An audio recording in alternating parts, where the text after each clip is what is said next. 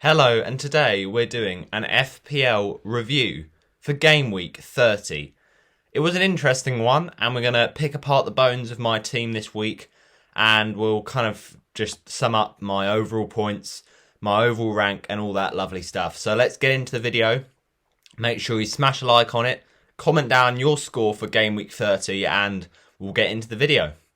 So to start off with, for game week 30, it was a game week that I was fairly confident about. You know, I had a good team going into it, very good fixtures for a lot of them, and that is why captaincy this week was a difficult one. And also deciding who to bench, who to play is always going to throw up some obstacles. But yeah, it wasn't exactly the week I would have liked. But my game week points, here are my game week 30 points.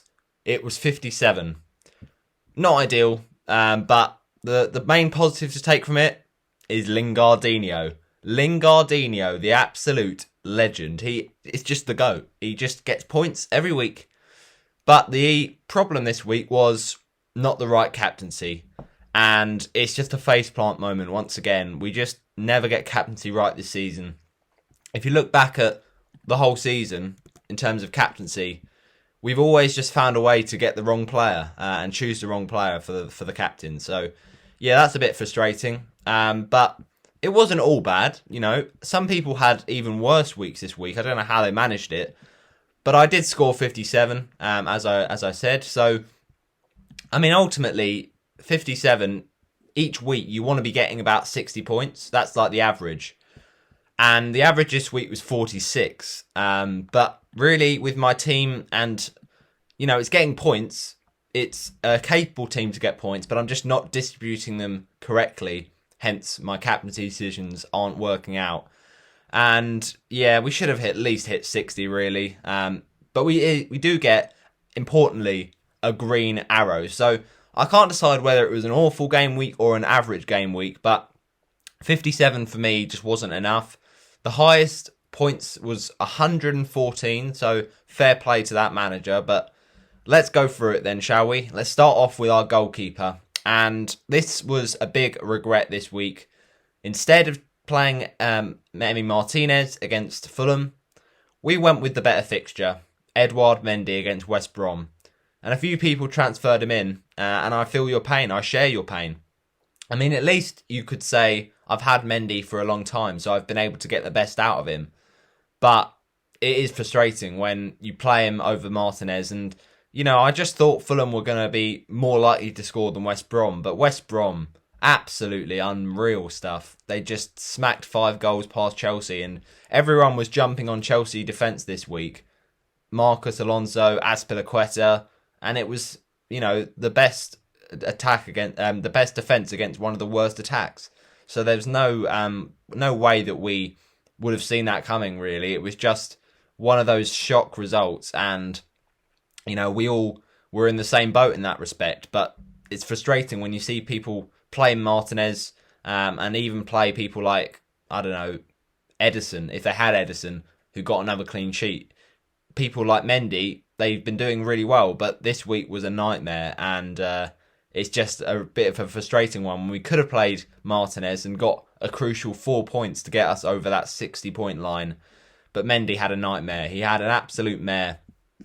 Conceding 5, -2 on his tally, and no save points. You know, we expected those save points because Mendy often does get them, but it really was a bit of a nightmare this week. So, moving on to our defence, we had Ruben Diaz, and Ruben Diaz, you know, he's just so solid. You know, with Man City, it's so hard to call who they're going to play, but Ruben Diaz is the best nailed-on defender, and I'm glad that I've kept him through this period because it really has helped me out.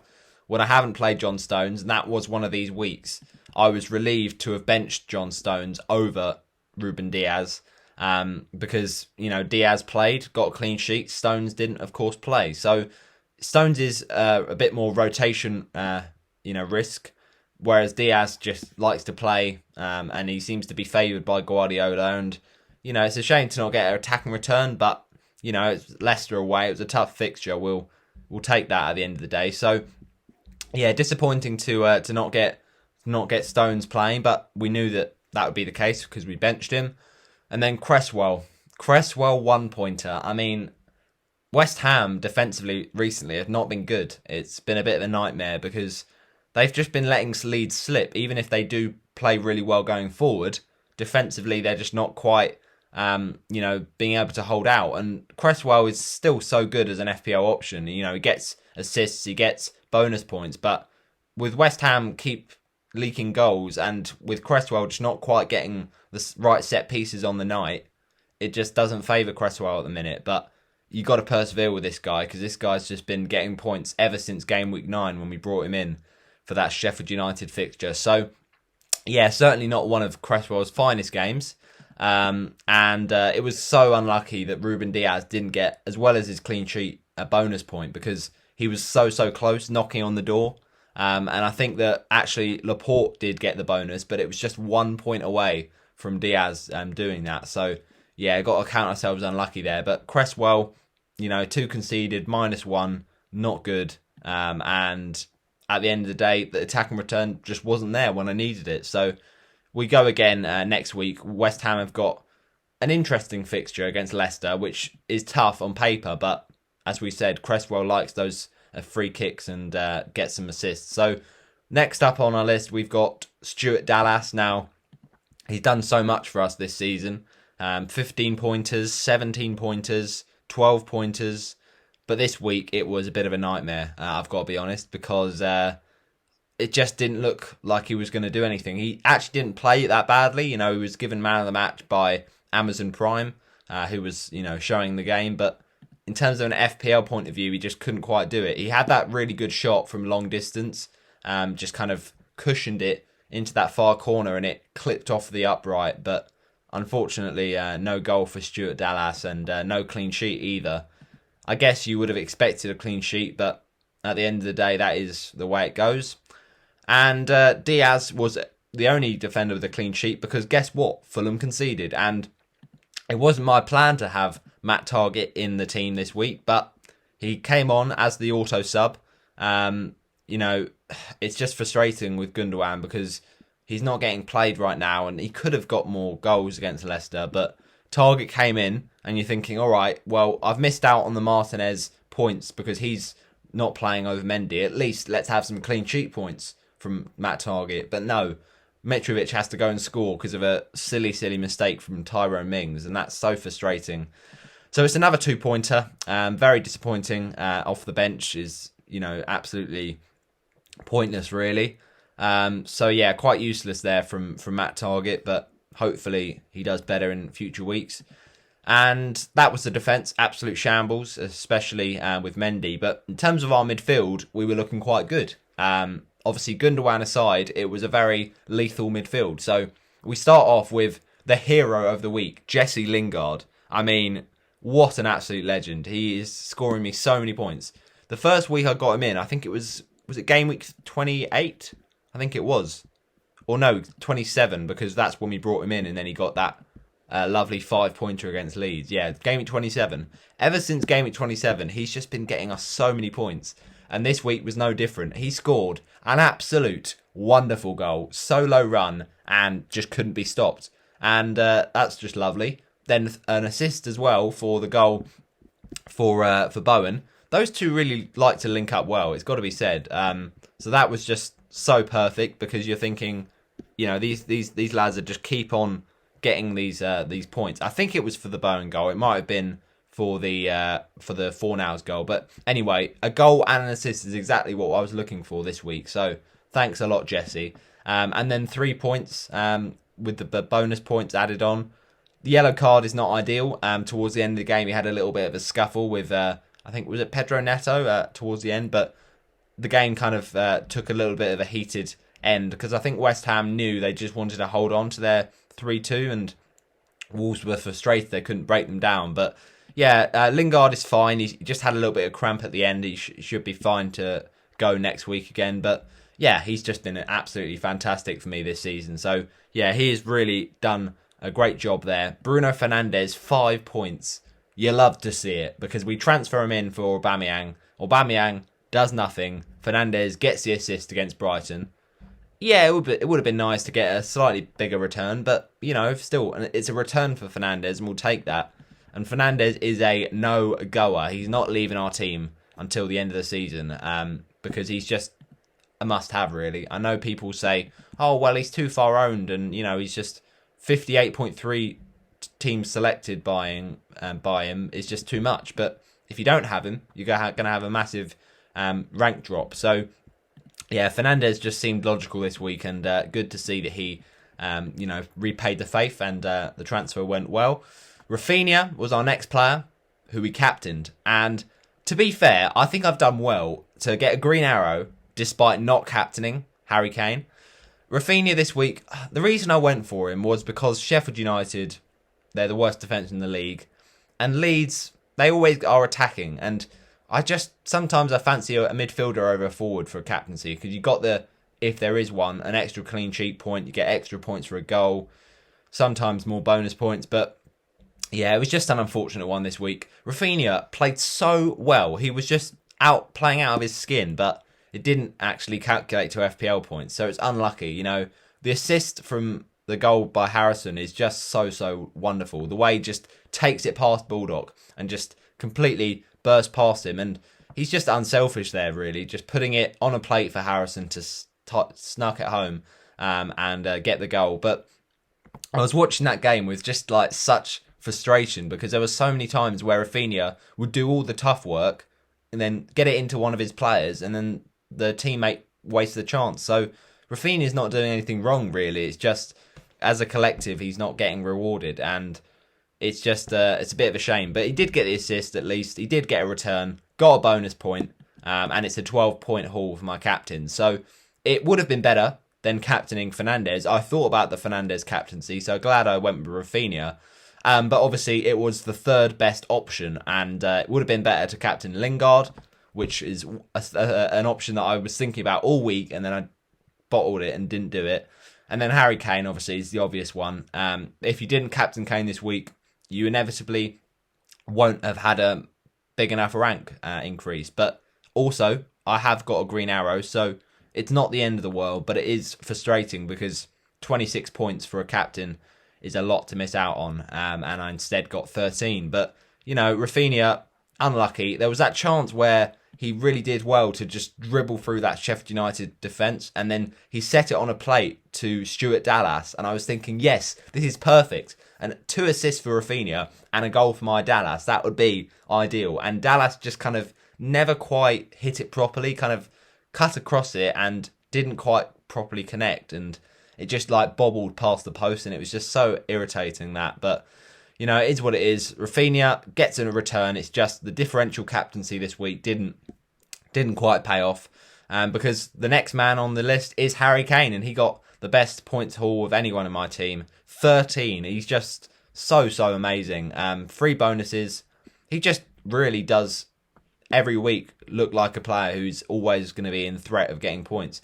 And the thing is with Kane now, is he at a point where he has to leave Tottenham, because he's just carrying that team, and without Tottenham, I feel like Kane could fulfill his potential and get a trophy. But they didn't win that game. They really would have thought they should have been beating teams like Newcastle, and that's 2 games now against Newcastle they've drawn. So yeah, Kane does dictate their play, but also he maybe is dragged down by that team. But for FPL points, it's perfectly fine. It's it's exactly what you want. Kane is always involved. And I just didn't go with the captaincy. And yeah, it's a shame because I was 7 points worse off by not captaining Kane. But, at least I had Kane in my team. Imagine if I didn't have him at all. That would really have put me in the mud a bit. But yeah, 13 points, Harry Kane, still a good return. And 2 goals, 3 bonuses. We don't mind it at all. Then Bamford, 2-pointer. Now this is probably the biggest letdown of the week, along with Mendy, because that fixture was just looking so tasty for Bamford. And, I thought about the captaincy on Bamford before I went with Rafinha. So glad I went with the Brazilian. But ultimately, Bamford just needs to be, a bit more consistent. He's always in the mix for chances, but he does waste a lot of them, and just didn't really look to be that on it against Sheffield United. And then he got taken off on 64 minutes, which was just a bit of a shame, really. To not have more time to create a chance and score a goal. But yeah, he's still a good player to have. He still is fairly good this season, one of the big goal scorers of the season, and he can still very much score goals. It's just the fixture swing now for Leeds is pretty awful. So yeah, who knows with Bamford. But next on our forward list is Calvert-Lewin, and it's kind of the same story for DCL as it is for Bamford. Just frustrating against Crystal Palace. He had that chance where he was slipped through and he kind of just slid with the chance and just straight at Guaita. It just wouldn't be his day in this game. And Calvert-Lewin is, so reliable this season. But if you look at his recent returns, he had that really nice spell at the start of the season. You're thinking this guy is going to be a world beater. The first 5 games, all returns. Then a little blank and then a goal again. And a little blank and then a brace. A little blank and a goal. So he's kind of every other week he was getting points. And then from game week 12 to game week 21, he just completely, went out of the goal scoring charts. And he got assists in there, but still not enough for an FPL perspective. Then he went on a nice little run, game week 22 to 23. And then since then, he's just been getting 1 assist and then 1 goal in the last, 7 or so game weeks, which is just not enough, really. He's not a terrible price, 7.6 million. And if you look at Everton's fixtures, they could have a double game week at some point with that Aston Villa match being rescheduled. But, they got Brighton, Spurs, Arsenal. They got Man City to end the season. So, I don't know. DCL is still a very good player to own, but just not this week. It wasn't really Everton's day. But in terms of the bench, Emi Martinez, 4-pointer, made 6 saves, and that got him the extra 2 points. But, of course, he was on our bench, so we couldn't get those points. Gundogan didn't play, Stones didn't play, and Trossard, last on our bench, got 2 points. So, bit of a frustrating one this week, it's got to be said. But also, you could say not a disaster. It depends how your week went. And if you didn't have Kane or Rafinha, and you captained neither of them, then you probably had a bad week. But I went with Rafinha, and it did kind of backfire. But in terms of my game week rank, 1,813,532. Just the one transfer we made this week. Aubameyang out, Fernandes in, so no hits there, and a 57 game week score. And it did work, that transfer, but, in the long term, we need to be making some big transfers because of the fixture swings and because of, players that are starting to look a bit more promising. You've got people like Trent, you've got people like Jota, Salah, KDB, Son, Neto, Mount, Maddison. There's so many options, and it's how we kind of condense those options into the best ones per game week. I don't really know, but it probably was a rookie mistake from me to not captain Kane this week. A rookie error, a classic error, really, that you kind of look at the fixture, you think Sheffield United, got to go for it because most people will be captaining Kane, but sometimes to go boring is the better option because it's guaranteed points. It's just, I'd captained Kane last week and I just wanted to vary it up, but, I still got the green arrow, so we can't think it's all doom and gloom. It's part of it is that, but also part of it is not too bad, and at least my captain Rafinha did better than Bruno, so that's what you love to see. But in terms of rank, what are we sitting at? It's 306,170. So that is a increase this week of about 5k. We were originally on 311k, so yeah, not bad, but we'll take the small green arrow. Lingard was quality, and he outscored people like Salah and Fernandes this week, and the more Lingard is doing this, the more owners he's going to get, and it's going to be kind of frustrating to actually own Lingard because everyone else is going to have him and it won't make much of a difference. But if he keeps scoring these points, there's just no reason to not own him. I think the Kufal assist was a little bit jammy. You just hate to see it, really. When Cresswell gets an assist, Kufal usually doesn't, and they kind of have to work one or the other. So, shame to see that, really. But Trossard, of course, was my worst midfielder this week in terms of points if they actually played. So benching him was a good idea, and it was a smart decision. But Cresswell was a bit of a letdown and actually got less points than Trossard. But you've got to just look at it and think it's a decent game week. Not quite good enough, but a decent game week, and it's a green arrow. So I should be getting that 60-point mark, and my FPL game week really was summed up by that one-on-one miss by Che Adams against Burnley, where he just literally had the opportunity to get the goal and he fluffed it. And that was my FPL game week this week. Just too disastrous, too obvious, and not 3 or 4 points worse off than what we would think, and it was just a bit of a nightmare, really. So the villain of the game week, Mendy, the hero, Lingard, and the overall villain for everyone's FPL teams, assuming you have him, Patrick Bamford. But thanks for watching my FPL review of Game Week 30. I hope you have enjoyed. Ultimately, we will be making some transfers in Game Week 31, as usual. But it's getting to the point now. 8 games left of the season. We've really got to go on a good run now. We've got to grind. We've got to feel that we're still in our hands and it's still in our control, because it certainly is.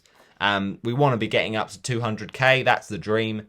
My best ever rank, I do believe, was about 1.3 million in like the 18-19 season or something like that. So it's been a long time coming since we've got a score like this. So got to keep up the faith, got to keep going, but eventually we will get there. Comment down below how you scored in Game Week 30, but thanks for watching. I'll see you next time.